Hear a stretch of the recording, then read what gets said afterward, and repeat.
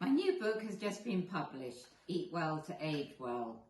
The aim of aging well, as the book describes, is to prevent disease starting, and we do this by following a Mediterranean diet, and actually protein, vitamins and minerals become more and more important as we age.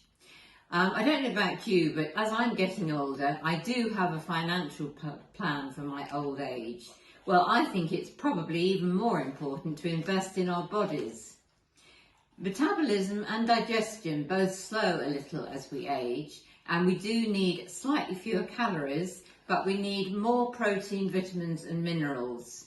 So it's also a little bit more difficult to get nutrients for our bodies to absorb nutrients from food. So all the more important to eat a really healthy diet. The beginning of the book talks all about this, and it gives you examples of really nutritious foods to try and eat. And that is followed by over 70 really nice recipes, mostly to feed 2 people, because my research showed that many people over the age of 50 are only cooking for 2 people on most nights of the week. I suggest some healthy swaps in the book, so let's talk about a few of the foods that are really good for us and some of the healthy swaps that I try and do on a regular basis. It will interest you to know that it's far better to eat black grapes than green. They're full of antioxidants and just much better for you.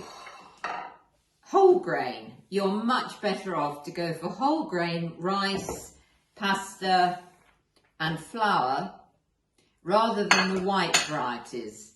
Now don't get me wrong, there's absolutely nothing wrong with white flour, white bread and white pasta. It's a very good carbohydrate energy food. But with whole grain, you get the whole grain in the ingredient. So it's a much better form of fibre, and it also has vitamin B. As I'm going to show you in a minute with the sweet potato recipe, it's a good idea to swap good old white potatoes for sweet potatoes. Sweet potatoes have far more vitamin A. You can see that from the lovely orange colour. And anything that has this bright orange colour is a really good source of vitamin A. Vitamin A is particularly good for older eyes, and it really helps you. And by the way, there's something in peas as well as protein which is called lutein, and that is also really good for aging eyes. How about humble beetroot? Beetroot is a very healthy carbohydrate food for seniors. It can help to reduce blood pressure if eaten regularly, and it does delay the incidence of both cancer and dementia.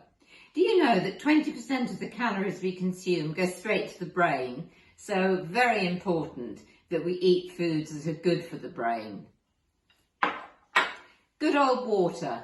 Every cell in our bodies uses water, so drink plenty of water, at least 2 litres a day.